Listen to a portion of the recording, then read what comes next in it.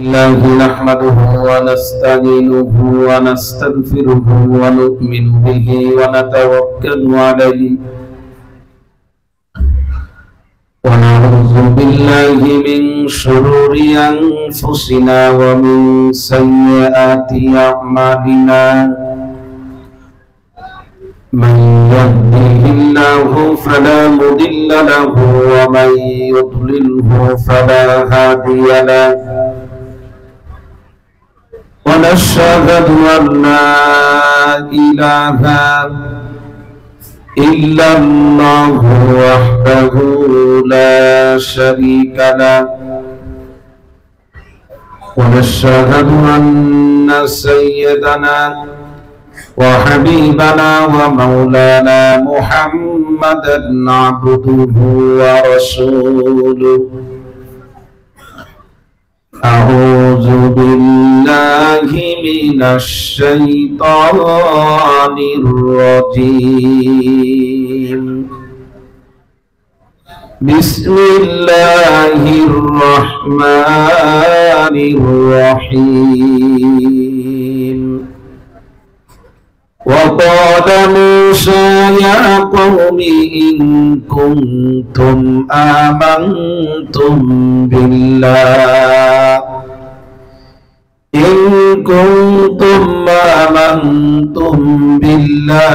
فعليه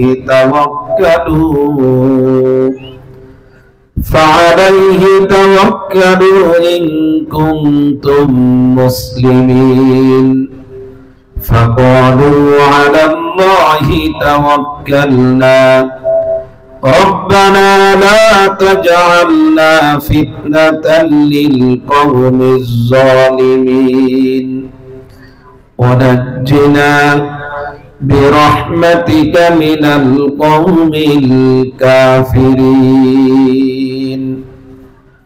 عن عبد الله بن مسعود رضي الله عنه قال رسول الله صلى الله عليه وسلم إنها ستكون بعدي أثرة وأمور تنكرونها قالوا كيف تأمر من ندرك منا ذلك فقال رسول الله صلى الله عليه وسلم تؤدون الحق الذي عليكم وتسألون الله الذي لكم رواه البخاري ومسلم أو كما قال عليه الصلاة والسلام. صدق الله العظيم وصدق رسوله النبي الكريم ونحن على ذلك لمن الشاهدين والشاكرين والحمد لله رب العالمين. মরহুম আবুল খায়ের সাহেব ও তার মৃত পরিবারবর্গের মাগফিরাত কামনায় দোয়া মাহফিল এবং মাদ্রাসায়ে নূরিয়ার হাফেজ ছাত্রদের পাগড়ি প্রদান অনুষ্ঠান 2025 উপস্থিত আছেন মুআজ্জাজ মুকাররম উলামায়ে কেরাম, প্রিয় এলাকাবাসী, দিনদার ইমানদার মুসলমান ভাইরা, বাসা বাড়িতে পর্দার অন্তরালে দূর দূরান্তে অবস্থানরত আমার মা ও বোনেরা, মহান আল্লাহ তাআলার দরবারে অসংখ্য অগণিত শুকরিয়া জানাই, যিনি আমাকে আমাদের সকলকে অত্যন্ত সুশৃঙ্খল এবং নিয়মতান্ত্রিক ভাবে অনুষ্ঠিত আজকের এই দ্বীনি মজলিসে আল্লাহ তাআলা আমাদেরকে উপস্থিত হওয়ার তৌফিক দান করেছেন। শুকরিয়া আদায় করি, বলি আলহামদুলিল্লাহ। মাইক অপারেটর একটু রিভাব দেবেন, তো আওয়াজটা বাধা বাধা তো হচ্ছে। সাতক্ষীরাতে ইতিপূর্বে অনেক মাহফিলে আসার আল্লাহ তাআলা সুযোগ দিয়েছেন, এসেছি অনেকবার। সাতক্ষীরা সদর, শ্যামনগর, আশাশুনি, কালীগঞ্জ, দেবহাটা, এত অঞ্চলে অনেক মাহফিল করেছে। আজই প্রথম সাতক্ষীরার মাটিতে সময় মতো আগে ভাগে স্টেজে ওঠার সুযোগ পেয়েছি আলহামদুলিল্লাহ। সব জায়গায় 11টার পরে বা আরো পরে, কারণ এ অঞ্চলে রাত যত গভীর হয় ওয়াজে তত রুহানিয়াত আসে। ফজর পর্যন্ত নেওয়া গেলে ওয়াজ এটা পরিপূর্ণ কবুল হয়ে যায়।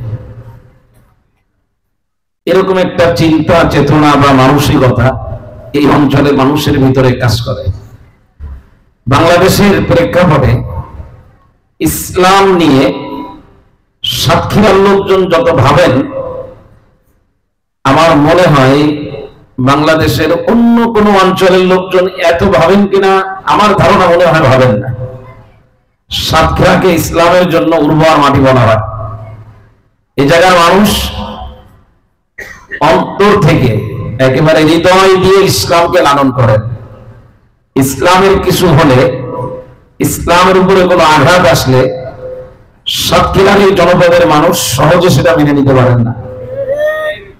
যারা বাস্তব প্রমাণ ধরে নেন আজকের এই মাহফিলটা, বিভিন্ন জায়গায় মাহফিলে গেলে এভাবে মজমা হয়ে যাবে ঈশার নামাজের পরে, এটা আসলে চিন্তা করাটাও বেশ খানিকটা মানে কঠিন হয়ে যায় যে এটা সম্ভব কিনা। আলহামদুলিল্লাহ, আল্লাহ তাআলা ইসলামের প্রতি, কোরআনে কারীমের প্রতি, উলামায়ে কেরামের প্রতি, মাদ্রাসা মসজিদের প্রতি, দ্বীনের পরিবেশের প্রতি আপনাদের এই ভালোবাসাকে আল্লাহ তাআলা পরকালীন জীবনের নাজাতের ওসিলা হিসেবে কবুল করেন, বলেন আমিন। আমি খুব বেশি ভালো কোনো আলোচক না, বড় কোনো আলেমও না। আমার আগে যিনি কথা বলেছেন অনেক বড় মাপের একজন আলেম এবং একজন ইসলামিক স্কলার, যিনি ইসলাম নিয়ে যুগ উপযোগী সিদ্ধান্ত গ্রহণ করতে পারেন এমন একজন আলেম। হুজুরের আগে যিনি বলেছেন সাতক্ষীরার একজন প্রবীণ আলেম, জামিউল উলুম মাদ্রাসার সুযোগ্য মহাপরিচালক। আর আমরা এখানে আসার আগে মাগরিবের পর থেকে আরো অনেক উলামায়ে কেরাম আলোচনা করেছেন। আমি সর্বশেষ আখেরি বয়ানের জন্য বসছি। বয়ান করার অভ্যাস আমার নাই, আমি খুবই দুর্বল একজন মানুষ। আর এরকম উলামায়ে কেরামের মজমা দেখলে ভয় লাগে, এটা তো স্বাভাবিক ব্যাপার, ভয় আমার একটু লাগে। কোরআনে কারীম থেকে আয়াত তেলাওয়াত করেছি, রাসূল কারীম সাল্লাল্লাহু আলাইহি ওয়াসাল্লামের মুখের বাণী হাদিস আপনাদেরকে শোনাইছি। বয়ান করব না, আয়াত এবং হাদিস সামনে রেখে আমার বুঝে আসে কিছু আমল, সেগুলো আমি আপনাদের সঙ্গে ভাগাভাগি করব। যদি আপনাদের মনে হয় যে আমলগুলো আমাদেরও নেওয়া দরকার, অনুমতি থাকলে আপনারাও নিতে পারেন। যদি না নিতে চান, আমার পক্ষ থেকে কোনো চাপাচাপি নাই। না নিলে কোনো ধরনের মানে দণ্ডবিধিতে আপনাদেরকে দণ্ডিত করা হবে এমনও করা হবে না ইনশাআল্লাহ। কোরআনে কারীমের যে আয়াতগুলো তেলাওয়াত করেছে হাফেজে কোরআন যারা আছেন ওনারা জানেন যে এই আয়াতগুলো কোথায় আছে।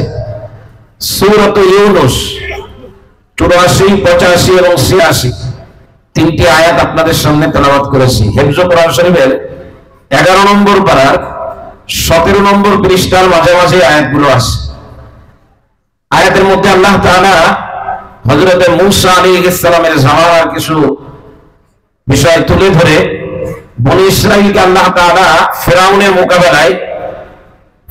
মোকাবেলায় আল্লাহ তাআলা বনী ইসরাঈলকে কিছু আমল দিয়েছিলেন, প্রেসক্রিপশন দিয়েছিলেন যে এই আমলগুলো করো, ফিরাউনের বিষয়টা দেখা যাবে। তো সেই আমলগুলো এই আয়াতের মধ্যে আছে। আর এরপরে আরো একটি আয়াত, সব মিলায় 4 আয়াতের মধ্যে বনী ইসরাঈলের জন্য আল্লাহ তাআলা 3টা আমল দিয়েছিলেন। আল্লাহ যদি তৌফিক দান করেন 3টা আমলের কথা আপনাদেরকে বোঝানোর চেষ্টা করব ইনশাআল্লাহ। হাদিস যেটি আমি পড়েছি আব্দুল্লাহ বিন মাসউদ রাদিয়াল্লাহু তাআলা আনহু থেকে বর্ণিত, বেশ চমৎকার একটা হাদিস, মুত্তাফাকুন আলাইহি, বুখারী মুসলিমের মধ্যে আছে। এই হাদিসের মধ্যেও পরিস্থিতি যখন খারাপ হয়, মুসলমানের জন্য পরিস্থিতি যখন খারাপ হয়, ইসলাম যখন হুমকির মুখে পড়ে, তখন মুসলমানের করণীয় কি এ বিষয়ে আল্লাহর নবী জনাবে মুহাম্মদুর রাসূলুল্লাহ সাল্লাল্লাহু আলাইহি ওয়াসাল্লাম এই হাদিসের মধ্যে বলেছেন। মোটামুটি সব মিলায়ে তেলাওয়াতকৃত আয়াত আর হাদিস সবগুলো মিলায়ে সার কথা যেটা, যার উপরে আজকে আলোচনা হবে, সেটা হলো যে বর্তমান অবস্থা এবং আগামীর অবস্থা, আগামীর বিশ্ব।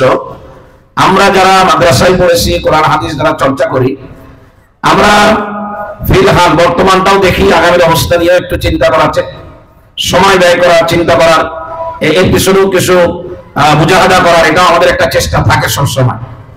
তো সেই আলোকে বলবো যে বর্তমান যে পরিস্থিতি মুসলমানের, আগামীর পরিস্থিতি এর থেকে ভালো হবে না, এ ব্যাপারে আপনি নিশ্চিত থাকতে পারেন। বুঝাইতে পারি নাই মনে হয়? বুঝছেন আমার কথা? বুঝছেন?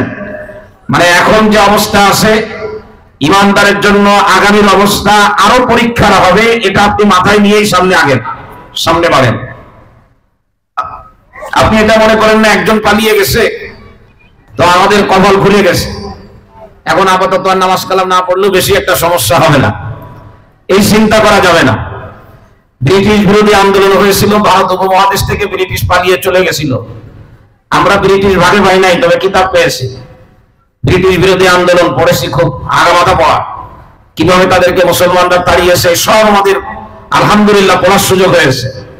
ব্রিটিশকে যখন এই ভারত উপমহাদেশ থেকে তাড়িয়ে দেওয়া হয়েছে, এরপরে ভারত উপমহাদেশের মুসলমান কি নিশ্চিন্তে ঘুমায় আছে, নাকি আরো নতুন নতুন ক্রাইসিস, নতুন নতুন পরিস্থিতির মুখোমুখি হচ্ছে? আপনারা একটু বলেন তো, কথা বলে না, কথা বলেন, কথা তো বলবেন। ব্রিটিশ চলে গেছে, ব্রিটিশের বিরুদ্ধে আন্দোলন করা, তাদের সাথে ধরে নেন মারামারি করা, ব্রিটিশের বিরুদ্ধে যুদ্ধ করা, এটা আমাদের জন্য সহজ ছিল, কারণ আমরা জানতাম যে এটা আমাদের শত্রু। আমরা হলাম কালেমার ঘোষণাদাতা, ইমানদার, আমরা এরা হলো বেঈমান কাফের। ধরা চলে মারা লাগছে, এখানে কোনো মাসআলা কারো কাছে জিজ্ঞেস করা লাগে না যে ব্রিটিশের বিরুদ্ধে আন্দোলন করা যাবে কি যাবে না, এটা কি জায়েজ হবে কি না জায়েজ হবে, কারণ এটা জানে যে ইংরেজ, এটা কাফের আর আমরা মুমিন, এদেরকে তাড়াইতে হবে, এটাই হলো আমাদের কাজ। কিন্তু ব্রিটিশ চলে যাওয়ার পরে আমাদের প্রতিপক্ষ এমন কাউকে বানাই দিয়ে গেছে যার মাথার পাগড়ি খুললে 3-4টা ওয়াজের প্যান্ডেল হবে। বুঝাইতে পারি নাই মনে হয়? না, আমার কথা এখনো বোঝে না। বুঝছেন আমার কথা? গোলাম মোহাম্মদ কাদিয়ানীদের দাঁড় করাই দিয়ে গেছে। গোলাম মোহাম্মদ কাদিয়ানীর মাথায় যে পাগড়ি, সেই পাগড়ি খুললে এরকম বড় একটা দুটো প্যান্ডেল করা যাবে। এখন আমরা স্বাভাবিকভাবে হিমশিম খাই যে এত বড় পাগড়িওয়ালার বিরুদ্ধে কেমনে আন্দোলন করে। গোলাম মোহাম্মদ আর কাদিয়ানীর যারা অনুসারী আছে, কাদিয়ানী যাদেরকে বলা হয়, আমার মাথার টুপির দাম হলো 140 টাকা। কাদিয়ানী না নরমাল যে টুপিটা ব্যবহার করে, সেই টুপিটার দাম মনে করেন 1 থেকে 1,500 টাকা। আমার গায়ের জামার কাপড় মনে করেন যে 1,000 বা 1,500 টাকা। কাদিয়ানীরা স্বাভাবিকভাবে জামা গায়ে দেয়, পাঞ্জাবি গায়ে দেয় বা শার্ট প্যান্ট পরে, এটা যদি 2-3 বছর পরার পরে সাতক্ষীরা শহরের ভালো কোনো গার্মেন্টস এখানে শো করানো যায়, দেখানো যায়, তো সাতক্ষীরার লোকজনরে ওই পুরোনো জামা দিয়েও 10 বছর ঘুরানো যাবে। যেমন আমরা তো প্রেশানির মধ্যে পড়ে যায়। শত্রু যদি শত্রুর বেশে আসে তো তার সাথে লড়াই করা সহজ, শত্রু যদি বন্ধুর বাসে আসে তো সেই শত্রুর সঙ্গে লড়াই করা সহজ না কঠিন? কথা বলে না, সহজ না কঠিন? তো ব্রিটিশ যাওয়ার পরে আমরা কি ভালো আছি না খারাপ আছি? আমরা কিছু লোক পালিয়ে গেছেন, কিছু লোক বলা যায় না, মানে একটা গোষ্ঠী ধরে পালিয়ে গেছেন ইমাম বেয়ার দিয়ে। আমরা মনে করছি যে আমরা এখন ভালো আছি, কিন্তু একদম ভালো নাই, সামনের পরিস্থিতি আরো খারাপ। বুখারী শরীফের হাদিস হযরত আনাস রাদিয়াল্লাহু তাআলা থেকে বর্ণিত, ভালো করে শুনবেন। হযরত আনাস রাদিয়াল্লাহু তাআলার কাছে কিছু মানুষ কষ্টের কথা জানাইছিলেন, কষ্টের কথা, যার হয় না আর পারি না এরকম জানাইছে। তো আনাস রাদিয়াল্লাহু তাআলা তাদেরকে একটা হাদিস শোনাইছিলেন, নবীজি থেকে শোনা হাদিস। লা ইয়াতি আলাইকুম জামানুন, লা ইয়াতি আলাইকুম জামানুন ইল্লা ওয়াল্লাযী বাদাহু শাররুম মিনহু হাত্তা তালকাউ রাব্বাকুম, রাওয়াহুল বুখারী।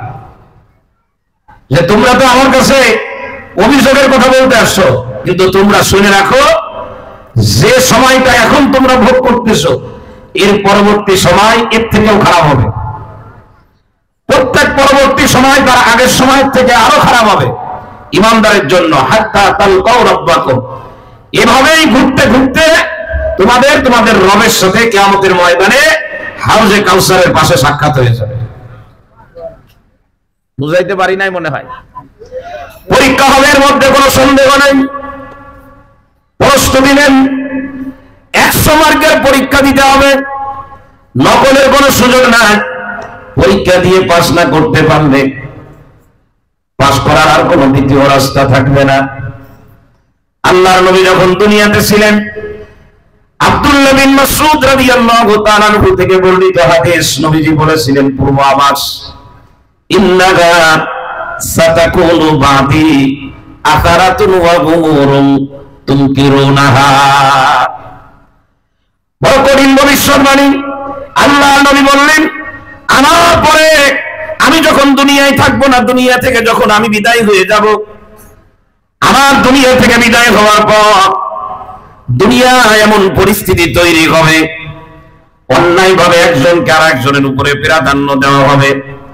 রাষ্ট্রীয় ভাবে বলো, রাজনৈতিক ভাবে বলো, আঞ্চলিক ভাবে বলো, পারিবারিক ভাবে বলো, সামাজিক ভাবে বলো, এমন অনেক কাজ, এমন অনেক বিষয় তোমাদের সামনে আসবে যা ধর্মীয় দৃষ্টিকোণ থেকে তোমরা মেনে নিতে পারবে না, তোমাদের মানতে কষ্ট হবে।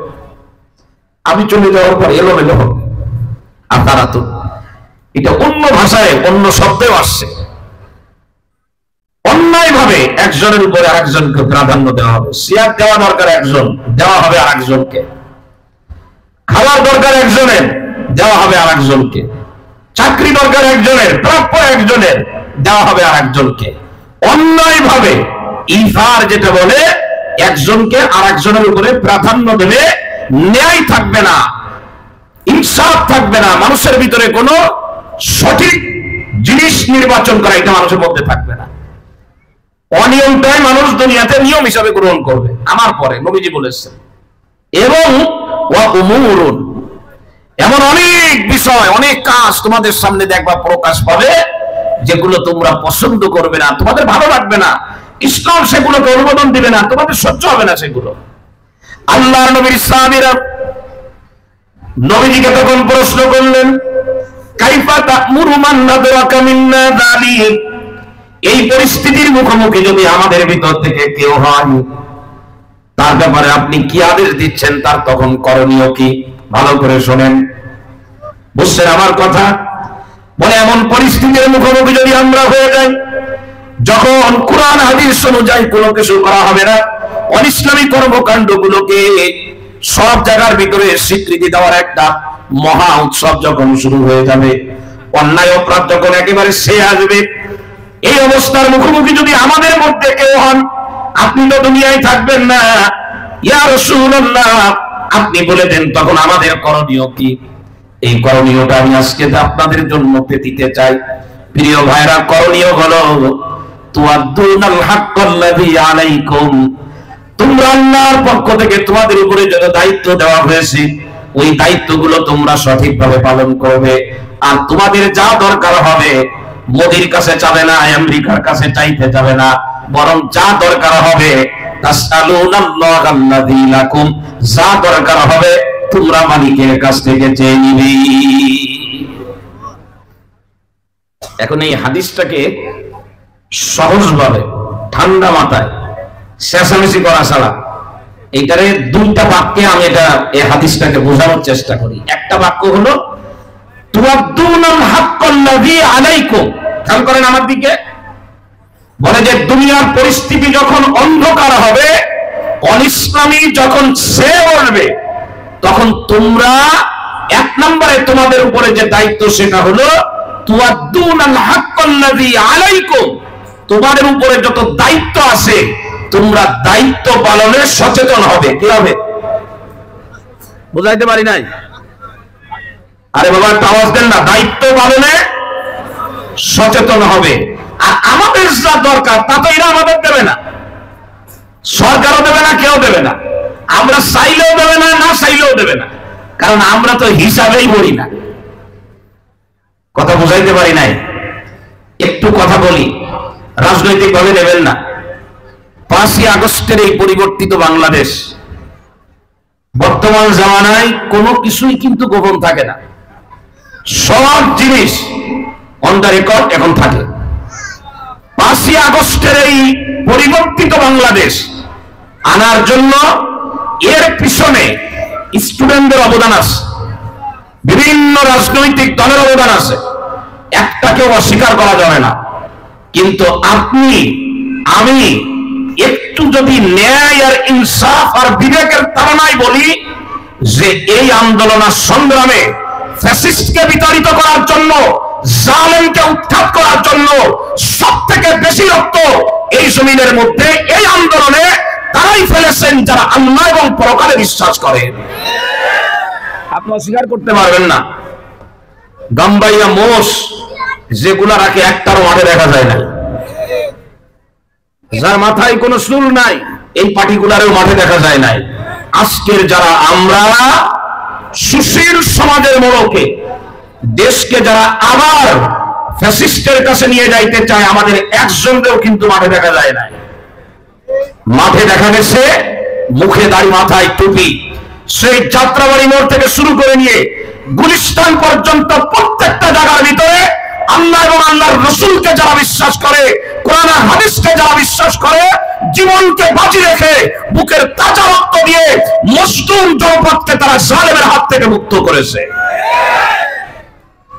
কিন্তু প্রায় 6 মাস 7 মাস হয়ে যায়, আমরা কিন্তু কিছুই পাই নাই, কিচ্ছু পাই নাই।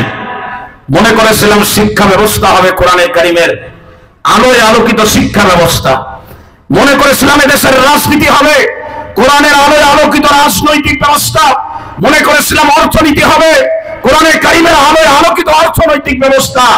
সব আশাগুলো আশাই ভিতরে থেকে গেছে, বাস্তবে তার কোনো রূপ আমরা আমাদের সামনে এখনো দেখি নাই। বোঝা গেল এদের কাছ থেকে আমরা যদি কোনো কিছু পাওয়ার জন্য হাত পাতি, সেই সময়টুকুই আমাদের নষ্ট হবে। যা আমাদের দরকার আল্লাহর দেওয়া দায়িত্ব পালন করব, গোলামি করব আল্লাহর, যা দরকার চেয়ে নেব আল্লাহর কাছ থেকে। বলবেন আল্লাহ কি দিবেন? প্রশ্ন হইতে পারে, যা দরকার তা কি আল্লাহ দিবেন? সেই কথা বোঝানোর জন্য যদি আপনারা বিরক্ত না হন, আপনাদেরকে তাফসীরে ইবনে কাসির সূরাতুল ফিলের মধ্যে আপনাদেরকে একটু নিয়ে যাব। প্রিয় ভাইরা আমার, ইসলামের বিরুদ্ধে চক্রান্ত হবে, মাদ্রাসা মসজিদের বিরুদ্ধে চক্রান্ত হবে, দাড়ি টুপি লম্বা জামার বিরুদ্ধে চক্রান্ত হবে, উলামায়ে কেরামের বিরুদ্ধে চক্রান্ত হবে, ইসলামের বিরুদ্ধে চক্রান্ত হবে। কিন্তু সূরাতুল ফিলের ভিতরে একটা সত্য ঘটনা, অল্প একটু আরবি বাক্য যদি আপনাদেরকে শোনায়, আমি বড় হাসি মুখে আপনাদেরকে নিশ্চয়তা দিতে পারবো, এই পৃথিবীতে ইসলামের বিরোধিতা যারা করবে প্রত্যেকেই নিশ্চিন্ন হবে, ইসলাম জমিনের মধ্যে যেমন আছে তেমনই থাকবে। আমার জন্য কিন্তু কোনোভাবেই আমি আপনাদেরকে হৃদয় থেকে কথাগুলো বলবো, ইসলামকে কেউ মুছে দিতে পারবে না, কোরআনে কারীমকে বিদায় করতে চাইলে কেউ পারবে না, দাড়ি আর টুপি বিদায় করতে চাইলে কেউ পারবে না, আল্লাহ এবং আল্লাহর রাসূলের নাম উচ্চারণ করব বিদায় করতে চাইলে কেউ বিদায় করতে পারবে না। যদি আমরা আমাদের উপরে অর্পিত দায়িত্বগুলো সুন্দরভাবে পালন করি, এগুলার সব হেফাজতের দায়িত্ব আমার আল্লাহ পৃথিবীর কোন মানুষের হাতে দেন নাই। আমার আল্লাহ বলেছেন কোরআনে কারীম দিলাম আমি, এর হেফাজত করব আমি। আমাদের কাজ হলো দায়িত্ব পালনের সচেতন হওয়া, সেই দায়িত্বের বুঝা আজকে আপনাদের মাথায় উঠায় দিতে চাই। দায়িত্ব পালনে যদি সচেতন হন, চক্রান্তকারীরা চক্রান্ত কোনদিন আগায় পৌঁছাতে পারবে না। সূরাতুল ফিলের একটা কথা বলেই আমি আবার এখানে চলে আসবো। এই কথাটা বলার দ্বারা আপনাদের ভিতরে হিম্মত বাড়বে, সাহস বাড়বে, ইবাদত বন্দেগীর প্রতি আপনাদের আগ্রহ জন্ম হবে। এই কথাটা আপনাদেরকে শোনানোর পরে প্রিয় ভাইরা, আপনারা জানেন বাদশা আব্রাহা ইয়ামেনের বাদশা ছিলেন। এই বেচারা না বুঝে ভুল পথে পা বাড়িয়েছিল, কাবা শরীফ ভাঙার জন্য বিশাল বাহিনী হাতি সহ মক্কায় এসেছিল। কাবা শরীফ ভাঙবে, কি ভাঙবে? কথা বলে না, বলেন না কি ভাঙবে? আরো জোরে বলেন না কি ভাঙবে? আসছে ইয়ামেন থেকে। তাফসীরে ইবনে কাসির খুলে দেখবেন, আরবিটার মধ্যে উলামায়ে কেরাম যারা আপনারা আধুনিক শিক্ষায় শিক্ষিত, বাংলাটার মধ্যেও হয়তোবা যদি বিস্তারিত লেখা থাকে পেতে পারেন। বাদশা আব্রাহা তার বাহিনী সহ ইয়ামেনের থেকে এসে মিনার ময়দানে তাবু গাড়লো। কোন জায়গায়? মিনার ময়দানে তাবু গেড়ে যুদ্ধের কিছু পলিসি আছে, সেই পলিসিগুলো সাতক্ষীরার লোকজন খুব ভালো বোঝে, যে কিভাবে যুদ্ধে বিজয়ী হতে হয়। সাতক্ষীরার লোকজন বিগত দিনে পেপার পত্রিকা সোশ্যাল সাইডে দেখেছি যে এরা খুব ভালো বোঝে। গাছ কেটে কি রাস্তার পাশে ফেলতে হয় না মাঝখানে ফেলতে হয়? তো বাদশাহ আব্রাহা কাবা শরীফের উপরে হামলা করার আগে এক বাহিনী রেডি করলো। এই বাহিনীরে বলল, কাবার উপরে হামলা করার আগে আমরা যখন হামলা করতে যাব, কুরাইশ যেন কোনোভাবে এটা প্রতিহত করতে না পারে, এজন্য কুরাইশকে আগে দুর্বল করতে হবে। তাফসীরের কিতাবে আসছে। তো কিভাবে দুর্বল করবে? তো এক বাহিনী রেডি করে বললো যে তোমরা যাও, তোমরা যে কুরাইশের যত উট আর ঘোড়া আছে, তার মানে যানবাহন আছে, এই সব যানবাহন গুলো আগে তোমরা গসব করে নিয়ে আসো, মানে ছিনতাই করে নিয়ে আসো, কেড়ে নিয়ে আসো, যে জায়গায় বাধা আসো এখান থেকে দিয়ে চুরি করে নিয়ে আসো, আরো যে সমস্ত শব্দ আছে সব বলবেন, অসুবিধা নাই। তো এই বাহিনী এসে কুরাইশের উটগুলো সব নিয়ে গেছে, ঘোড়াগুলো নিয়ে গেছে। নেওয়ার পরে কুরাইশ তো স্বাভাবিকভাবে দুর্বল হয়ে গেছে, যানবাহন না থাকলে কিভাবে কি করবো। আমার যদি গাড়ি না থাকতো, খুলনা থেকে যদি হেঁটে এসে ওয়াশ করা লাগতো, তাহলে তো ফজরে পরে এসে পৌঁছাইতে পারতাম কিনা আল্লাহ পাক ভালো জানেন। যানবাহনকে দুর্বল করে দিলে মশলা শেষ। তো এখন কুরাইশের সব যানবাহন গুলো নিয়ে গেল, উট আর ঘোড়া। তাফসীরের কিতাবের মধ্যে আসছে দ্বিতীয় পর্যায়ে একজন প্রতিনিধিকে কুরাইশের তৎকালীন লিডার যিনি ছিলেন আল্লাহর রাসূল সাল্লাল্লাহু আলাইহি ওয়াসাল্লামের দাদা আব্দুল মুত্তালিবের কাছে পাঠাইছে কিছু কথা বলে। কি কথা? সাতক্ষীরার লোকজন ভালো করে শুনতে হবে এই কথাগুলো। এই কথা বলে পাঠালো। বাদশাহ আব্রাহা বলল যে আমার পক্ষ থেকে আব্দুল মুত্তালিবের কাছে আমার পক্ষ থেকে শুভেচ্ছা পৌঁছায় দিও। আচ্ছা ঠিক আছে। দিয়ে আব্দুল মুত্তালিবকে বলবা যে বাদশাহ আব্রাহা আপনাকে প্রচন্ড রকম ভালোবাসে, প্রচন্ড ভালোবাসে আপনাকে। আপনার সাথে যুদ্ধ করার জন্য কিন্তু বাদশাহ আব্রাহা আসে নাই, আপনার প্রতি তার দুর্বলতা অনেক বেশি, যত বাংলা বলা যায়। আমাদের দেশেও বিগত দিনে কিছু আমার প্রিয় বন্ধুরা, রাজনৈতিক নেতৃবৃন্দ ওয়াজের মাহফিলে এসে মাইক ধরে বলতো যে আমরা আপনাদেরকে প্রচন্ড ভালোবাসি। এমন কোন রাত নাই যে রাতে আমরা 70-80 রাকাত নফল নামাজ পড়ি না। হ্যাঁ রে কহল মোরা, আমাদেরকে ভালোবাসেন, 70-80 রাকাত নামাজও পড়েন, ভদ্র বলছেন, ওইটা শুধু একটু সমস্যা হয়, কিন্তু রাতের নামাজ ঠিক থাকে। আপনি আমারে ভালোবাসেন, আমার এই ভালোবাসার কথা আমার কানে আসলে আমার এই শরীরের মধ্যে কোনো পশম খাড়া হয় না, কিছু মনেও হয় না। কারণ আপনি যখন জাতীয় সংসদের মতো জায়গায় দাঁড়িয়ে বিসমিল্লাহর বিরুদ্ধে কথা বলেন, পৃথিবীর কাফের বেঈমান আপনি আমার নজরে তখন এক হয়ে যান। এত রসালো কথা আমার মন বলে না। আগামীতে রসালো কথা বলা লোক বহুত আসবে, আপনাদেরকে সচেতন হওয়ার জন্য বলবো, রসালো কথা শুনে আপনার ভোট যেন আর কোন সুর নিতে না পারে। আগামীর বাংলাদেশ মেম্বার তিনি হবেন, 5 ওয়াক্ত নামাজের যিনি ইমামতি করতে পারবেন। আগামীর বাংলাদেশ চেয়ারম্যান তিনি হবেন, জুমার নামাজের যিনি ইমামতি করতে পারবেন। আগামীর বাংলাদেশ এমপি তিনি হবেন, জানাজার নামাজ আর ঈদের নামাজের ইমামতি যার করার যোগ্যতা রয়েছে। রসালো কথা আমরা শুনতে চাই না, আমরা বহুত রসালো কথা শুনছি। খেয়াল করেন আমার দিকে, সময় কম। তো আব্দুল মুত্তালিবকে যে বলবা যে আমি তাকে প্রচন্ড ভালোবাসি, ধরে নেন আমাদের যেমন বলে যে হুজুর আপনারা এমন ভালোবাসি, আপনার বয়ান জাগ্রত অবস্থায় আমার একটু ভালো লাগে না, ঘুম পড়লে আমি শুধু আপনার বয়ান শুনি, জাগা অবস্থায় শোনে না, ঘুমায় শোনে। হুজুর আমারে চিনতে পারছেন, কেমনে চিনবো আপনারে, মসজিদে তো দেখি না। আল্লাহ, আপনি ভুলে গেলেন আমি তো আপনার পিছনে নামাজ পড়ি। আশ্চর্য কথা, আপনি আমার পিছনে নামাজ পড়েন, এই কয়জন মুসাল্লি, আমি তো বাইরে সব চিনি, আপনারা তো কোনোদিন দেখি নাই। গতবার ঈদের নামাজও তো আপনার পিছনে পড়লাম। এদের যে পুলিশে অ্যারেস্ট করে না কেন, আমার আফসোস হয়।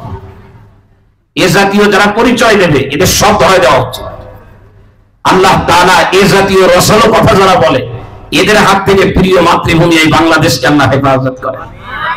তো এখন বাদশাহ আব্দুল মুত্তালিবের কাছে এই প্রতিনিধিরে পাঠালো, এটাও বললো যে আব্দুল মুত্তালিব যদি আমার সাথে কোনো কথা বলতে চায় তাহলে তার জন্য দরজা খোলা, আমি তাকে সময় দেব এবং সে কি বলবে এটা আমি শুনবো, তুমি এটাও তাকে বলে দিও। প্রতিনিধি এসে যখন আব্দুল মুত্তালিবের কাছে বাদশা আব্রাহার কথাগুলো পৌঁছায় দিল, তাফসীরে ইবনে কাসিরের মধ্যে আসছে, আরবিটায় সূরাতুল ফিলের তাফসীরের মধ্যে আব্দুল মুত্তালিব এই কথাগুলো শুনে একবারেই বলতেছে যে আমি সরাসরি তার সাথে একটু কথা বলতে চাই। চলেন। আব্দুল মুত্তালিবের দেহ ছিল লম্বা, চেহারা ছিল 100-র মধ্যে একটা, সেই রকম চেহারা, মানে মিয়া মিয়া বলে সৌদি আরবে 100 চেহারার মধ্যে কোন ধরনের কোন ভিন্ন চিন্তার কোন একেবারে নূর দিয়ে চেহারাটা ভরা ছিল। কত মুবারক ছিল, লম্বা দেহ, মানে যে কেউ দেখলে আব্দুল মুত্তালিবরে, সে যত বড়ই পাওয়ারফুল হোক আর সুপ্রিম পাওয়ার হোক, একটু দুর্বল হয়ে যেত দেখলে। আব্দুল মুত্তালিব মোটামুটি মক্কা থেকে বের হয়ে মিনার ময়দানে তাঁবুতে হাজির হলো। বাদশা আব্রাহা এরকম চেয়ারের মধ্যে বসা ছিল। আব্দুল মুত্তালিব যেই না তাঁবুর মধ্যে ঢুকছে, বাদশা আব্রাহা এক লাফ দিয়ে চেয়ারের থেকে নেমে জমিনের মধ্যে বসে পড়ছে। মানে কি চেহারা, আরে দেহ কি! এই যে আল্লামা মামুনুল হক সাহেব, এই পরিমাণ জুলুম নির্যাতন 3 বছর পরে, এরপরেও বেচারা এখন যেভাবে হাদিসের কিতাব পড়ায়, যে দেহ আল্লাহ তাআলা দিয়েছেন, তাতে আমার মতো 1.5 ব্যাটারি 2 ব্যাটারির থেকে অনেক উপরে না। সে কথা বলে না, কথা বলে না কেন? হ্যাঁ বাবা, আমার মামার সাথে মামারে বলছে 2 তলায় উঠতে হবে। মামা উঠে 2 তলায় যাওয়ার পরে পুলিশ বলছে যে 7 তলায় যাওয়া লাগবে। কয় কি ইতরামি করো নাকি? 2 তলার কথা বলে 7 তলায় নিয়ে যাও। মামা নিরীহ উলামায়ে কেরামের হাতে ধরে দিয়ে 7 তলা 8 তলা পর্যন্ত সিঁড়ি দিয়ে উঠেছেন। আল্লাহ দুনিয়ায় তার প্রতিদান আপনাদেরকে দিয়ে দিয়েছেন। আপনি 2 তলায় তো হাইটে উঠতে পারছেন, আপনার টাইনে উঠানোর কথা। ইসলামের বিরুদ্ধে যারা কিছু করবে, ইহকাল পরকাল তাদের জন্য অন্ধকার হবে, লিখে রাখেন সাদা কাগজে। প্রিয় ভাইরা আমার, বাদশা আব্রাহা জমিনের মধ্যে বসা, আব্দুল মুত্তালিব আরেকদিকে বসা, দুইজনের মধ্যে লম্বা আলোচনা হলো। সেভাবে আলোচনা হয়, একদম আলোচনার শেষ পর্যায়ে আব্রাহা বলতেছে, আব্দুল মুত্তালিব, তোমার ব্যাপারে আমার কোন ধরনের কোনো প্রশ্ন নাই, আমি তোমাকে কিছুই বলবো না, শুধু কাবা শরীফকে ধ্বংস করে আবার আমি আমার দেশে ফিরে যাব। আব্দুল মুত্তালিব জিজ্ঞাসা করলো, কাবা শরীফের উপরে এত রাগ কেন? বলে, আমি আমিরের মধ্যে একটা কাবা বানাইছি, আমার উদ্দেশ্য হলো এই কাবায় যেন লোক না আসে, সব যেন আমার কাবায় যায়, কিন্তু লোকজন এখন আমার ওইখানে কেউ যাচ্ছে না, সব এই জায়গায় আসে। এই জন্য সিদ্ধান্ত নিয়েছি এইটা ভেঙে দেব, তাহলে এই লোকগুলো আমাদের কাছে যাবে। মাহফিল বন্ধ করে দিয়ে চাইছিল মাহফিলের লোকগুলো নিজের কাছে নেবে, কিন্তু কোরআনের আওয়াজ শুরু হওয়ার পর একদম দীর্ঘ 15 বছর 16 বছর ধরে মাহফিল না শুনতে পারার কষ্ট বাদবানা পানির মতো এখন উলামায়ে কেরামের কাছে মানুষ ছোটে। আল্লাহ তাআলা ভাই বেরাদারদেরকে আল্লাহ বুঝার তৌফিক দান করেন। তো আব্দুল মুত্তালিব বলতেছো, আচ্ছা এই জন্য ভাঙবেন? আচ্ছা ঠিক আছে, তো আমি আর কি বলবো, আর আমার আর কি আর বলার আছে, তবে একটা এইটা শুনতে হবে আপনাদের, এই জায়গায় আনার জন্য এত কথা বলছি এই জায়গায়। আব্দুল মুত্তালিব বলতেছে, তো ঠিক আছে, আপনি যে জন্য আসছেন আপনার কাজ আপনি করবেন, আমি তো আর তা কথা দিতে পারবো না, তবে আমার একটা কথা আছে, আপনি কাবায় হামলা করার আগে আমার উটগুলো আপনার লোকজন নিয়ে আসছে, আমার 200 উট। কয়শো? আমার এই উটগুলো আমরা একটু ফেরত দিয়ে তারপরে আপনি যা পারেন তাই করেন। তো আব্দুল মুত্তালিব এই কথা আব্দুল মুত্তালিবের এই কথা শোনার পরে বাদশা আব্রাহা ওই যে মাটিতে বসা ছিল ওইখান থেকে উঠে আবার ওই চেয়ারের মধ্যে বসে বলতেছে যে, আমি তোমাকে যে মানে আল্লাহ মনে করছিলাম এবং কাবা খায় মনে করছিলাম, তার কিছু না, আমার ধারণায় ভুল হয়ে গেছে। কেন? বলেছে, আমি আসছি কাবা ভাঙতে, তুমি যদি আল্লাহ হইতে তাহলে তো তোমার উচিত ছিল আমার কাছে এই অনুরোধ করা যে আমি যেন কাবা না ভাঙি, কিন্তু তুমি কাবার ব্যাপারে কোনো কথাই বলো না। তুমি তো দুনিয়াদার, তুমি তোমার উটের কথা বলতেছো। কিসের কথা? আপনাদের কাছে এরকম মনে হয় কিনা? অনেক চাচা আছে এক ওয়াক্ত নামাজও পড়ে না, চাচা পিএইচডি করছে 7 দোকানে চেয়ারের উপরে। কথা বলছেন না?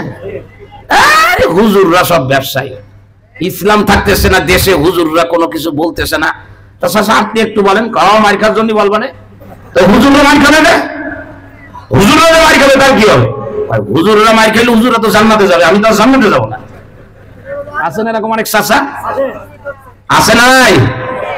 চাচা যে মাসআলা দেয় চার দোকানে বসে বসে, একটু আগে আমার প্রিয় ভাই, আমি ভাইজানকে কলিজা দিয়ে ভালোবাসি, মাওলানা জালাল সাহেব, উনি বলছেন মাদ্রাসা না থাকলে, উলামায়ে কেরাম না থাকলে, দ্বীনের চর্চা না থাকলে আমাদের ভিতরে অন্ধকার নেমে আসবে। কি নেমে আসবে?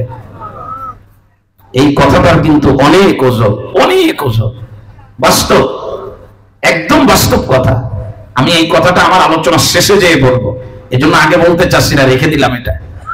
এটা বাস্তবতা আছে। আপনি যদি কোরআনে কারীম থেকে দূরে যান, ইসলামের চর্চা থেকে দূরে যান, দিন দিন আপনার ভিতরে অন্ধকার এমন নামবে, আপনি অন্ধকারকে আলো মনে করে জড়ায় ধরবেন। নামাজ পড়বেন, কিচ্ছু জানে না।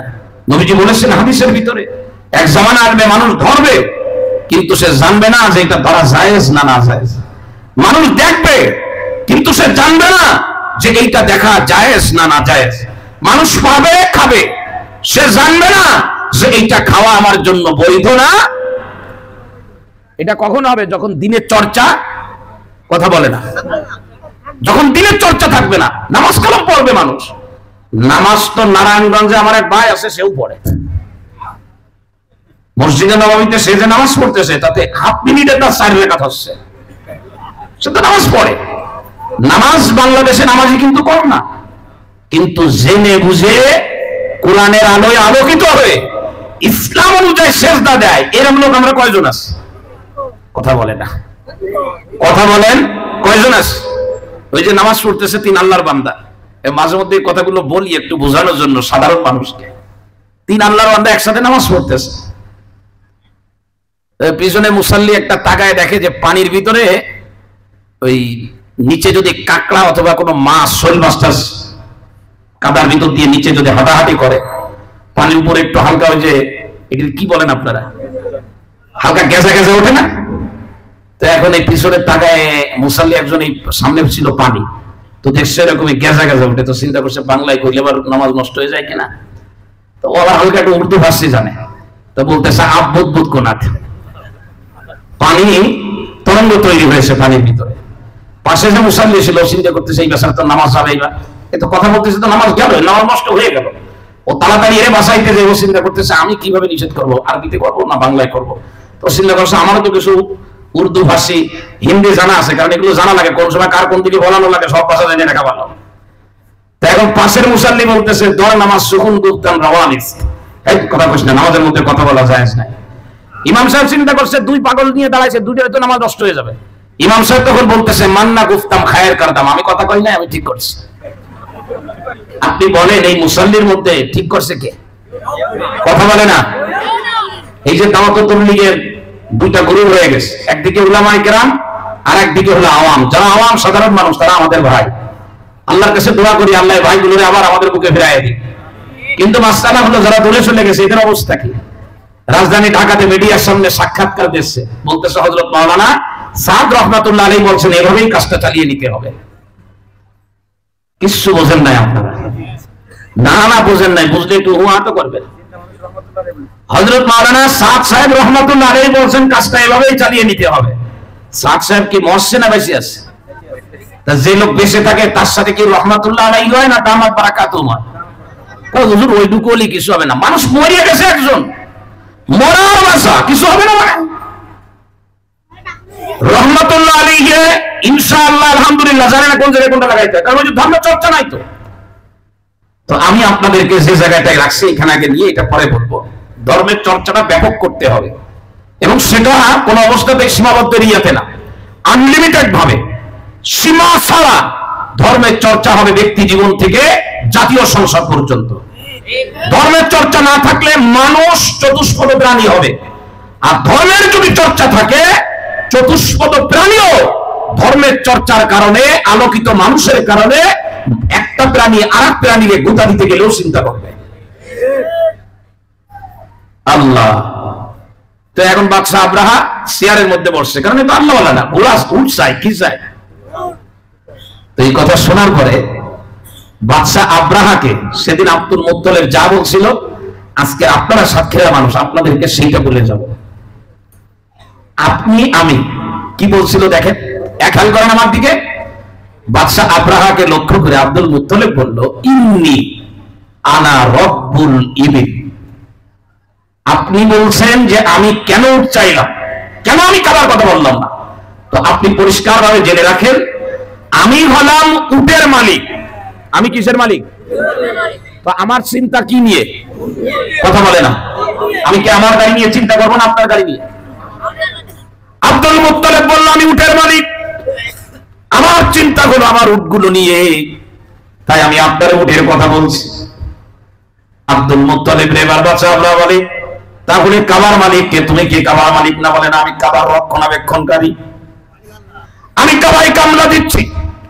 আমার মালিক আমাকে বলেছে কাবায় যারা আসবে এদের নিরাপত্তার ব্যাপারে দায়িত্ব আমাকে দিয়েছেন।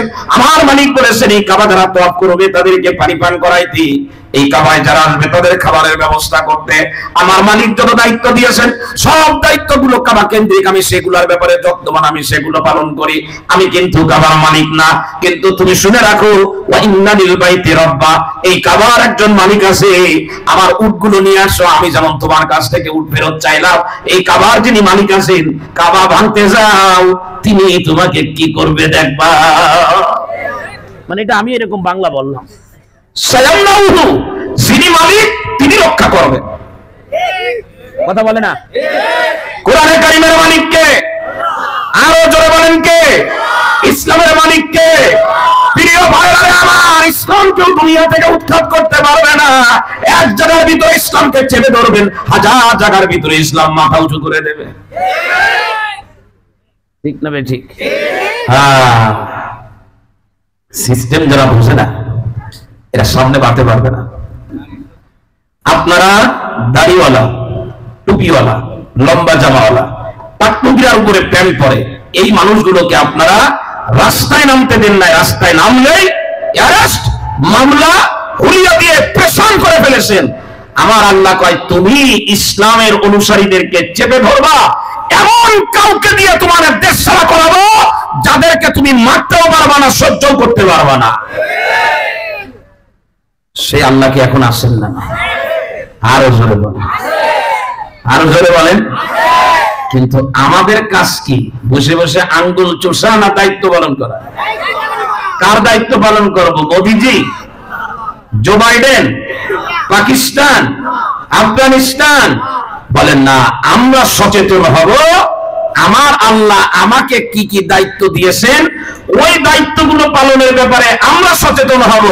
আমাদেরকেও ধাক্কা দিলে পাসপোর্ট ছাড়া ওদেরকে কোথায় পৌঁছায় দিতে হবে সে দায়িত্ব আমার মালিক আগেই করে রেখেছেন। সুতরাং ফজরের আজান হয়ে গেল, আমি আর ঘুমাইতে পারবো না।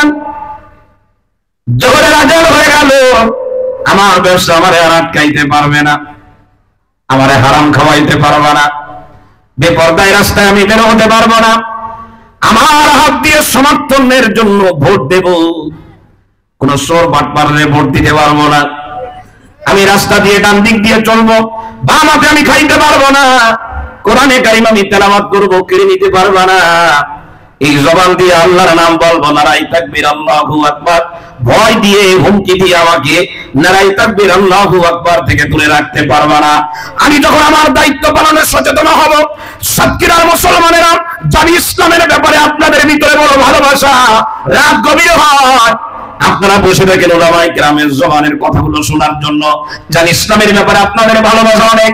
হাত জোর করে বলতেছি, দায়িত্ব পালনে যখন আমরা সচেতন হব, ওয়া তাসআলুনাল্লাহাল্লাযী লাকুম, আর যা লাগবে যখন আল্লাহর কাছে যাব, ওই মালিক আমাদের জিন্দেগির চাহিদাগুলো পুরো করে দেবেন।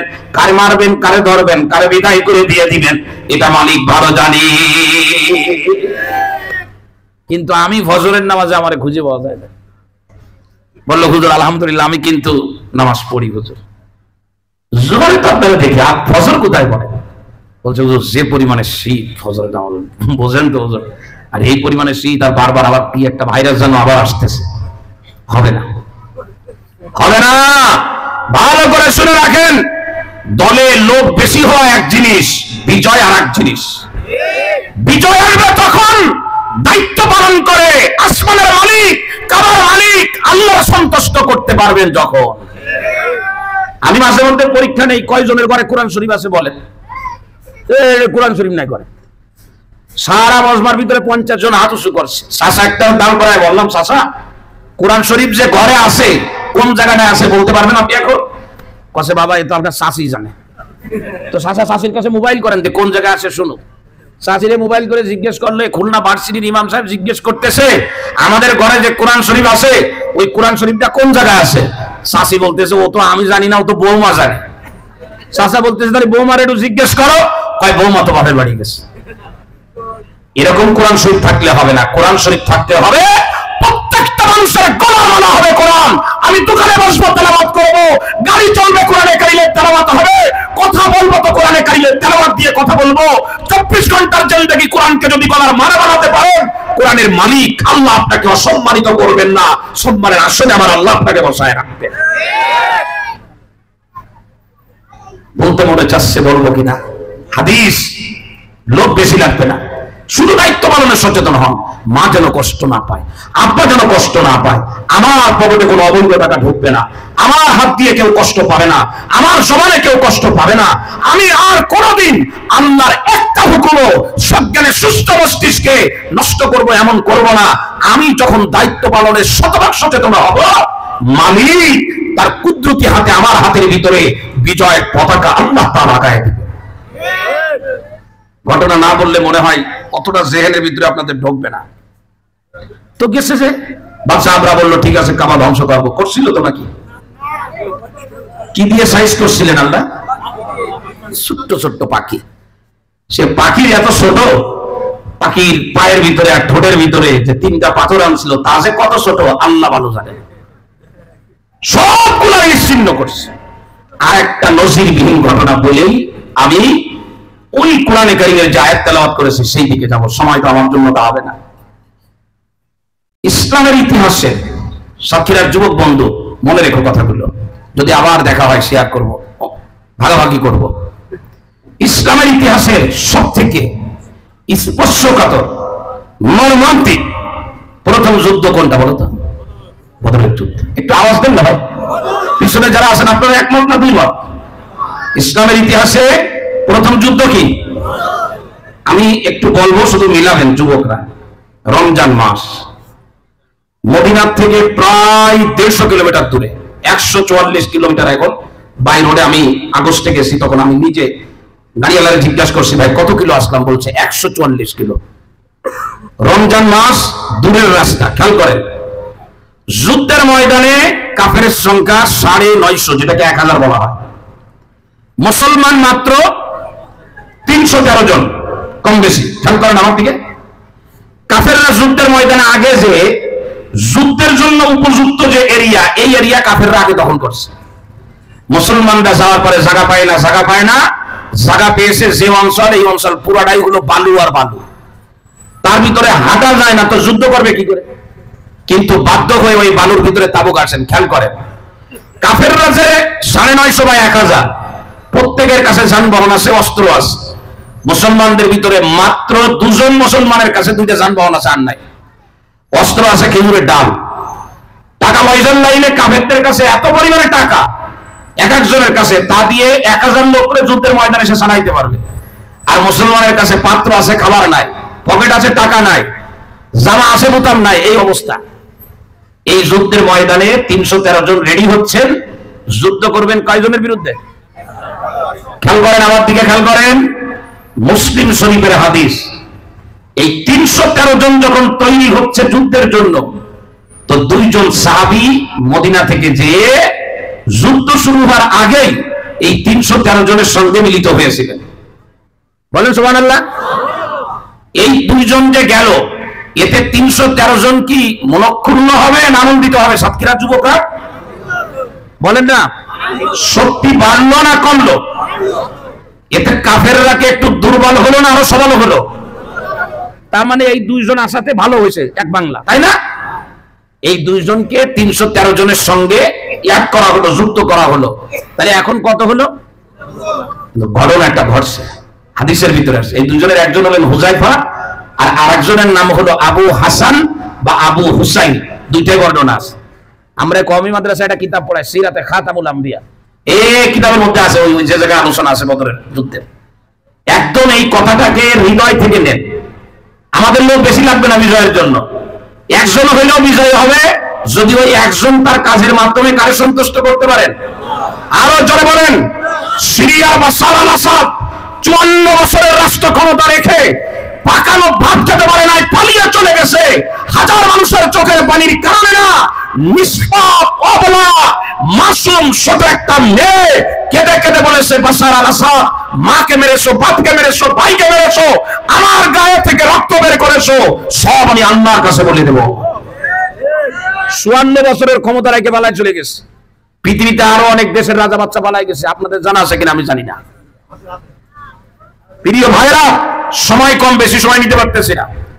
তো এই যে দুইজন, একজনের নাম হুসাইফা আর একজনের নাম হলো আবু হাসান বা আবু হুসাইন, এই দুইজন পরে গেছেন যে, খেয়াল করেন আমার দিকে, এদিকে তাকাচ্ছেন কেন? এদের জন্য আমরা হাঁটাহাঁটি না করে আপনাদের দিকে তাকাই, সবাই এদিকে খেয়াল করেন, আমার দিকে খেয়াল করেন। এই দুইজন গল্পে গল্পে এমন কথা বলছে যে এই দুইজনের পরে ফেরত দেওয়া হয়েছে। কি বলছিল? এই দুইজন রাসূলকে বলতেছেন, ইয়া রাসূলুল্লাহ, আমরা মদিনা থেকে বের হয়ে, যেহেতু আমরা দুইজন আলাদা আসছি, তো মদিনা থেকে বের হয়ে বদরের দিকে আসতেছিলাম, রাস্তায় আমাদের দুইজনকে কাফেররা আটকাইছিল। খেয়াল করেন আমার দিকে, সত্যিকার মুসলমান। তো হুজুর বললেন যে আটকানোর পরে তোমরা কি বলছো? তো যুদ্ধের ময়দানে কথা ঘোরায় বলা যায়, তাওরিয়া বলে। তখন আমরা একটু কথা ঘোরায় বলছি, আমাদেরকে জিজ্ঞেস করলো তোমরা কি বদরে যাও? আমরা বললাম না, আমরা বদরে যাই না। তো হুজুর বললেন একটু বললে ছেড়ে দিল? বলে না না না, ছাড়ে নাই, এরপরে আমাদের আটকে রাখছিল। তো বললো ছাড়লো কিভাবে? বলে আমাদের কাছ থেকে একটা অঙ্গীকার নেছে, আরবিতে আহাদুন বলে, অঙ্গীকার নেওয়া। হুজুর বললেন কি অঙ্গীকার বলো তো? আমাদের বললো যে তোমাদের দুইজনকে ছেড়ে দেব, তবে অঙ্গীকার করতে হবে যে মুহাম্মাদুর রাসূলুল্লাহর পক্ষ হয়ে বদরের ময়দানে তোমরা কাফেরের মোকাবেলা করবে না। এই ব্যাপারে যদি অঙ্গীকার করো তাহলে তোমাদের দুইজনকে ছেড়ে দেব। হুজুর বললেন তখন তোমরা কি করছো? বলে হুজুর আমরা তখন ওদের হাত থেকে ছাড়া পাওয়ার জন্য অঙ্গীকার করলাম যে ঠিক আছে, আমরা অঙ্গীকার করছি আপনাদের সাথে মুহাম্মাদুর রাসূলুল্লাহর পক্ষ হয়ে বদরের ময়দানে কাফেরের বিরুদ্ধে আমরা যুদ্ধ করব না।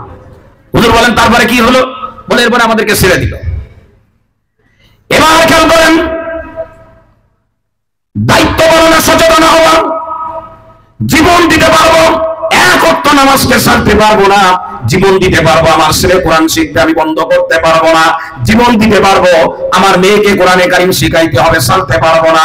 আমরা যদি প্রত্যেকেই দায়িত্বকে দায়িত্ব মনে করে কাঁধে তুলে নিতে পারি, আমার কোনোদিন আর এক ওয়াক্ত নামাজ ছুটবে না, আমার স্ত্রীর নামাজও ছুটবে না, আমি মসজিদে নামাজে যাব, আমার ছেলেটা আমার সঙ্গে নামাজে যাবে, আমি যখন নামাজে দাঁড়াবো আমার মেয়েটা আমার পাশেই দাঁড়াবে, আমি যখন দিনের সূচনায় সকালবেলায় কোরআনে কারিম তেলাওয়াত করব, আমার সন্তানও কোরআনে কারিম তেলাওয়াত করবে। আমি যেমন জানাজার নামাজের ইমামতি করার যোগ্যতা রাখি, আমার সন্তানও জানাজার নামাজের ইমামতি করার যোগ্যতা রাখবে। আমি আমার সন্তানের মাথায় হাত দিয়ে আসসালুল্লাহাল আযীম রব্বুল আরশিল আযীম হাদিসে বর্ণিত দোয়া করে যেমন ফু দিয়ে দিলাম, আমার সন্তান কেমন করে গড়ে তুলবো, আমার যদি অসুস্থতা আসে আমার শরীরের ভিতরে, আমার দেহের ভিতরে, সেই দোয়া পড়ে ফু দিয়ে দিবে।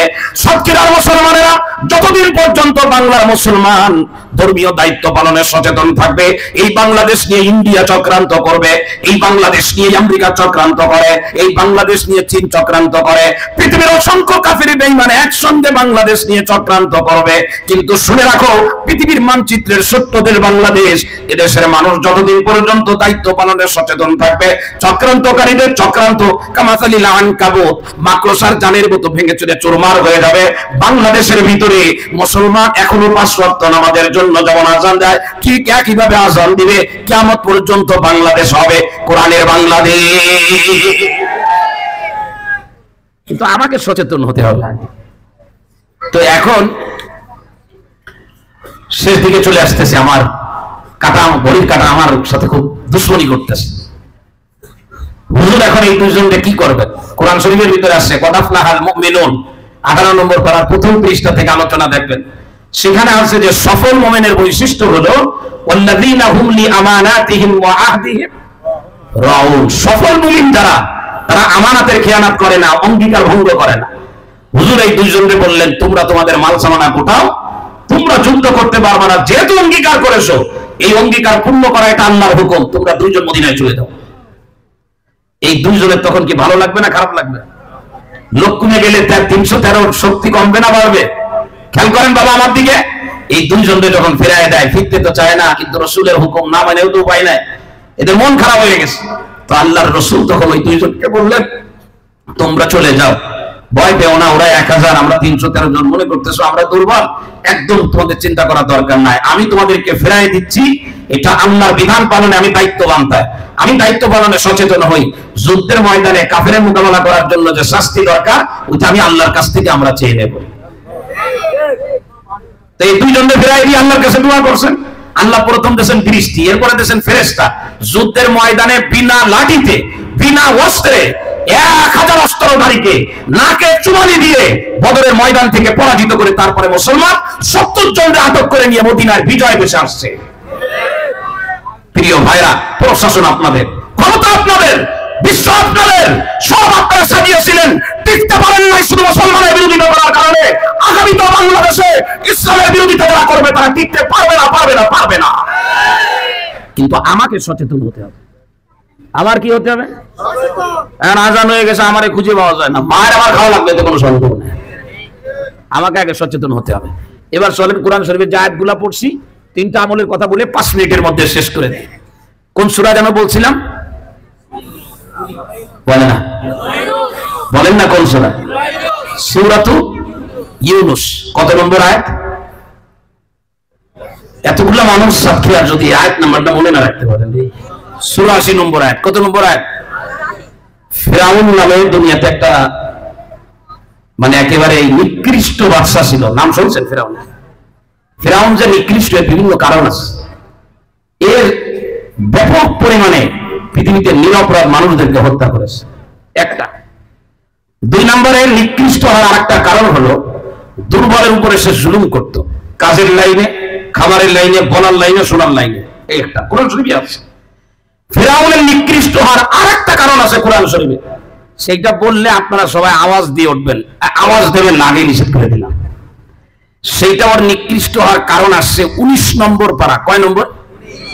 সূরাতুশ শুআরা, একটা সূরা আছে 19 নম্বর পারা। 19 নম্বর পারায় হিফজ কোরআন শরীফের 7 নম্বর পৃষ্ঠা। কয় নম্বর? উপরের দিক থেকে দেখবেন 5 নম্বর অথবা 6 নম্বর লাইনের শেষে আছে মিনাল মাসজুনিন, মানে মুসা আলাইহিস সালাম রে বলছিল, হে নবী মুসা, যদি আমারে রব না মানো আর আমাকে যদি আল্লাহ না মানো, ইলাহ না মানো, তোমারে কিন্তু জেলখানায় পড়বো। কোথায় পড়বো? তো ফিরাউনের জেলখানাটা কেমন ছিল? তো তাফসীরে ইবনে জালালাইনের ভিতরে স্পষ্ট ভাবে লেখা, আল্লাহর কসম আমি বানায় বলতেছি না, এখানে বড় বড় উলামায়ে কেরাম আছেন, কানা সিজনুহু সাদীদা, এই শব্দ আসছে যে ফিরাউনের জেলখানা ছিল বড় মর্মান্তিক জেলখানা। কেন মর্মান্তিক জেলখানা? ওইখানে আসছে যে ইহবিসু শাখসা ফি মাকানিন তাহতাল আরদি, জমিনের নিচে এক ঘর বানাইছিল, ওই ঘরের ভিতরে মানুষজনকে আটকায় রাখতো। এমন ঘর বানাইছিল, ওই ঘরে যারা আটকায় রাখতো ওর সাথে আর কাউরে দিত না, ওরে একারে এক ঘরের মধ্যে আটকায় রাখতো। লা ইয়াবসুরু ওয়ালা ইয়াসমাউ ফীহি আহাদা, ওই জায়গার মধ্যে আটকায় রাখলে ওর সাথে কারো দেখাও হতো না, কারোর সাথে ওর কথাও হতো না। এই জেলখানা পৃথিবীতে ফিরাউনের আগে আর কেউ বানায় নাই। কথা বলে না কেন এরা? আমি না বলছিলাম কথা বলবেন না?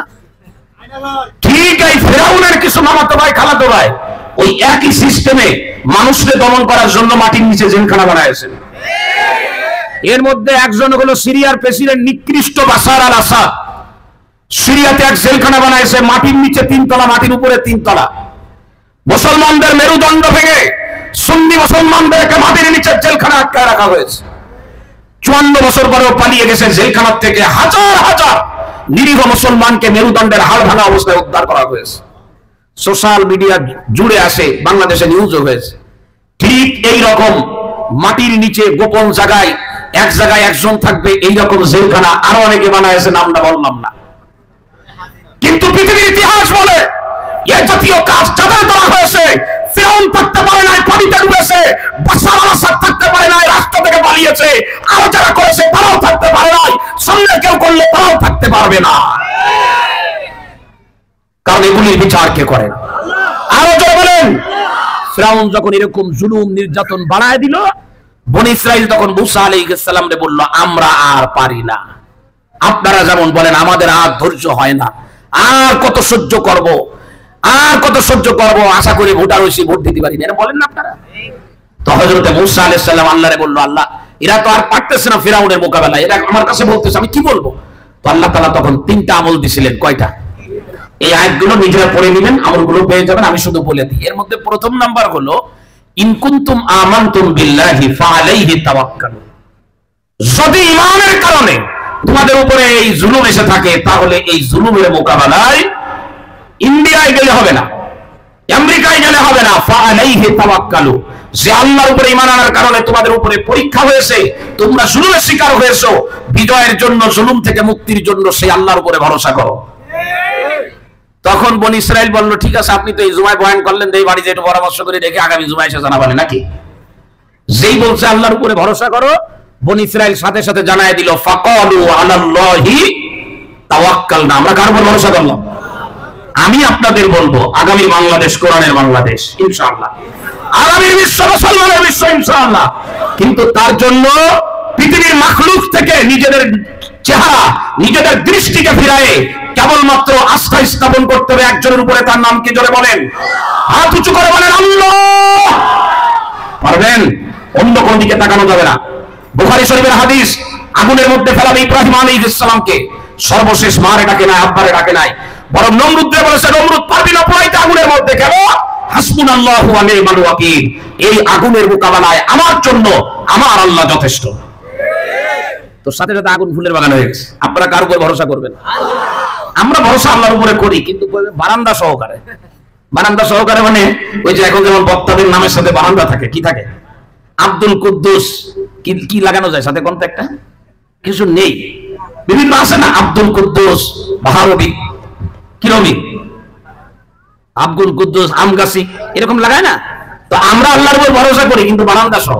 যেমন সাতক্ষীরায় যে দাঁড়ায় আছে, ছেলেরা বলতেছে, বাবা আল্লাহর উপর ভরসা করে দাঁড়া, কি যে করবি, লাস্ট টিপ তো চলে গেছে। কি হইলো? আল্লাহর উপরে ভরসা করে দাঁড়া, লাস্ট টিপ তো, লাস্ট টিপ চলে গেলে কি আল্লাহ নিতে পারবে না? তাই এ কথা বলা যাবে না। লাস্ট টিপ কেসে না ফার্স্ট টিপ কেসে পরের ব্যাপার। আল্লাহর উপর ভরসা করে দাঁড়া, আল্লাহ তোরে ঢাকায় নিয়ে যাবে। আল্লাহ বলে, আমি আল্লাহ কুদরতি গাড়ি দিয়ে তোরে নিয়ে যাবো। কিন্তু বারান্দা সহ শরীক করলে কাজ হবে না। আল্লাহ তাআলা আমাদের বুঝার তৌফিক দান করে। কার উপর ভরসা করব? 2 নম্বরে এইখানে যেটা আসছে, রব্বানা লা তাজআলনা ফিতনাতাল লিল কওমিজ জালিমিন ওয়া নাজ্জিনা বিরহমাতিকা মিনাল কওমিল কাফিরিন। একটু ব্যাখ্যা দেওয়ার দরকার ছিল, সময় নাই, পারলাম না। দোয়ার ইহতিমাম করবেন কার কাছে? আমরা একজন দৌড়াইছে কোন দিক, আর একজন যায় ওই দিক। এই এদিক সেদিক যাওয়া বন্ধ করতে হবে। কারণ আপনি যার কাছে দৌড়ায় গেছেন, সে নিজেই তো বিপদের মধ্যে আছে। কথা বুঝাইতে পারি নাই মনে হয়। এই জন্য আমরা কার কাছে দোয়া করব? তাহলে ভরসা কার উপরে, দোয়া কার কাছে? আর 3য় নম্বরটা আসছে পরের আয়াতের মধ্যে, সেইটা হলো বেশি দরকার। ওয়াজআলু বুয়ুতাকুম কিবলা। বলা হয়েছিল ফেরাউনের মোকাবেলায়, তোমরা মিশরে যে বাড়ি বানাবা, প্রত্যেকটা বাড়িকে তোমরা মসজিদ বানাবা। বাইরে যদি যাইতে না দেয়, ইবাদত দেয়, ঘরের ভিতরে নামাজ পড়বা। আমি বলবো, এই জামানায় যদি মুসলমান গলা উঁচু করে কথা বলতে হয়, প্রত্যেকটা ঘরকে মসজিদ আর মাদ্রাসা বানাতে হবে। বানাবো তো ইনশাআল্লাহ। ইকরা একাডেমি সাতক্ষীরা মানুষের জন্য আল্লাহর পক্ষ থেকে এক নিয়ামত। আপনার সন্তানের মুখ দিয়ে কোরআনে কারীমের তেলাওয়াত বের হয়, আপনার সন্তান সব ন্যায়বান নিষ্ঠাবান হয়, এটা বড় সৌভাগ্যের ব্যাপার। এই ইকরা একাডেমির যিনি স্বপ্নদ্রষ্টা, প্রিয় ভাইয়ের জন্য দোয়া চান, আল্লাহ হায়াতে তয়্যিবা দান করুক। ইকরা একাডেমি হোক শুধু সাতক্ষীরা না, পুরা বাংলাদেশের নিরীহ মানুষের সন্তানগুলোকে ইহুদি খ্রিস্টান যে হামলা করে নিয়ে যাচ্ছে, সেই জায়গা থেকে ফেরায় আমার সন্তানগুলোকে কোরআনের আলোয় আলোকিত মানুষ, একজন দ্বীনের দায়ী এবং আল্লাহর রাস্তায় জিহাদের মানসিকতা সম্পন্ন করে তোলার জন্য এই মার্কাজগুলোকে আল্লাহ পুরো বাংলাদেশ ব্যাপী আল্লাহ তাআলা বিস্তৃত করে দেয়। সবাই বলেন আমিন। একটু সময় বেশি হয়ে গেছে, 5-10 মিনিট, আমি ক্ষমা প্রার্থী, কিছুই বলতে পারলাম না। তাহলে ফিরআউনের মোকাবেলায় মূসা আলাইহিস সালাম বনী ইসরাইলকে আল্লাহর পক্ষ থেকে কয়টা আমল দিলেন? 1 নম্বরে তাওয়াক্কুল আলাল্লাহ, 2 নম্বরে দোয়ার ইহতিমাম, 3 নম্বর প্রত্যেকটা ঘর হবে মসজিদ আর মাদ্রাসা। আমরা এটা করব তো ইনশাআল্লাহ? কে কে রাজি আছেন? আমি আমার সন্তানকে কোরআন শিখাবো ইনশাআল্লাহ। আল্লাহ তাআলা আমাদের সকলকে তৌফিক দান করেন। তবে আমরা যদি দায়িত্ব পালনে সচেতন হই, কোনো ভয় নাই, হেফাজত করেন আল্লাহ জাতকে। আরো জোরে বলেন। সুতরাং আমরা দায়িত্ব পালনে সচেতন হব। আমরা সচেতন মুমিন হতে চাই, অসচেতন মুমিন আমরা হতে চাই না। আল্লাহ আজকের আয়োজনকে ভরপুর কামিয়াবির সাথে কবুল করে। কেউ উঠবেন না, শেষ পর্যন্ত থেকে প্রমাণ করেন যে আসলেই আমরা বড় সুশৃঙ্খল। এবং আমি আশাবাদী যে আপনারা শেষ পর্যন্ত বলবেন। যদি নিতান্ত কারোর জরুরত না হয় সবাই বসে থাকেন। এখন পরবর্তীতে রুটিন আছে, যে কাজগুলো আছে রুটিনে, সে কাজগুলো সারা হবে।